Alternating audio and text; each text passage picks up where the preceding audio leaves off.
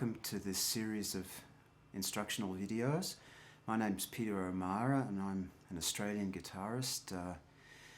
I've been playing probably about 40 years now, and I picked up jazz by chance. Actually, I listened to a lot of rock music when I was younger, and some friends of mine also had some jazz records, and I was hooked as soon as I heard, for example, Wes Montgomery, George Benson, and also other players like Joe Pass, Pat Metheny.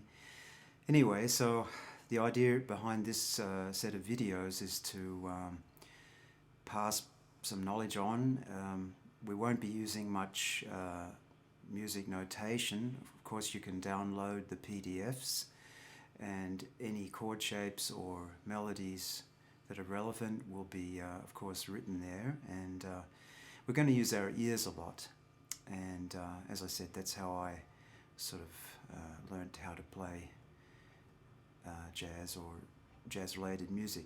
And the thing is, improvisation, of course, is the number one thing in jazz. And it's a language.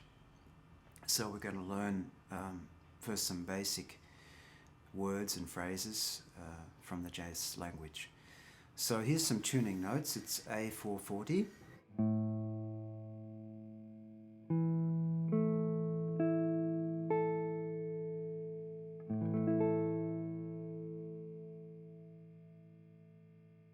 We'll talk about tuning in a later video. As you can see, I'm just using an A and an E. That's a fifth, and then you can just repeat those intervals across the fretboard. Anyway, so let's get to the first thing in this video. It's, of course, a blues. I'm sure you recognized it. Blues in C. And, of course, there are a lot of things you can do with blues. Let's look at a basic form first, and that's a 12-bar blues with just 3 chords. We've got the C7 chord, which changes to an F7, and back to the C7. That's the first 4 bars, then another F7, 2 bars long, C7, G7, F7, C7, G7. And as I said, this is a basic blues form. You probably know it from rhythm and blues. A lot of rock tunes are based on the blues. And for me, it's also the essence of jazz improvisation. So, I've got a little play-along running here, and it's just bass and drums. I don't like to have too many chords, so that there's room for us to play them. Okay, so first of all, in jazz we'll put some colors on these chords that make it sound more interesting. So the first color that's relevant is the C9. That's the note a whole step above the root, or the tonic note. And you can see that it's quite a comfortable shape to play. It's root, 3rd, 7, and 9. And we're going to learn also how to play chords economically. That is, not always using all strings and leaving a bit of space in music, because the more space you have, the more room to say things. Okay, so this chord will move to the F7 chord, but we'll keep this color, which is the D, and that'll change to the 13th of the F chord.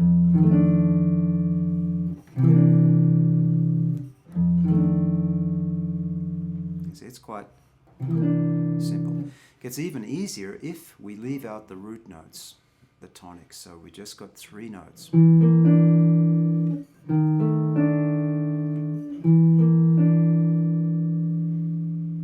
Okay, so again, in the blues form, we move to the what's called a subdominant in the 5th bar, and then back to the first step. Then we get to the dominant chord, which is G7, and we'll use the same shape that we used for F7. It's the 13. And then F13 and... Okay, so I'll put the play along now on, and we'll do some comping. Comping is accompaniment.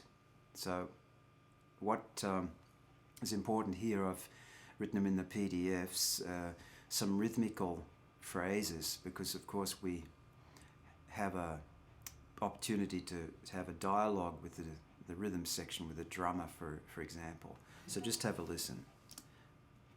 1, 2, 3, and...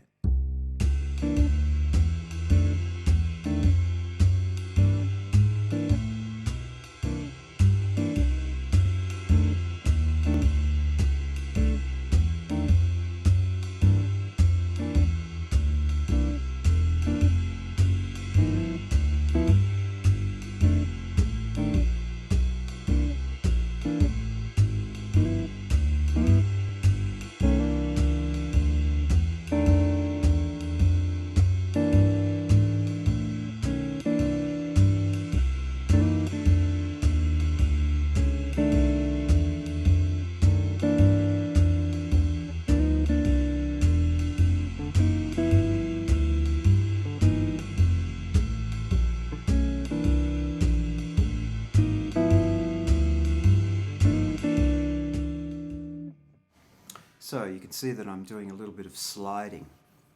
Sliding's a very easy way to create tension on the guitar, and as you know, we can slide our shapes up and down.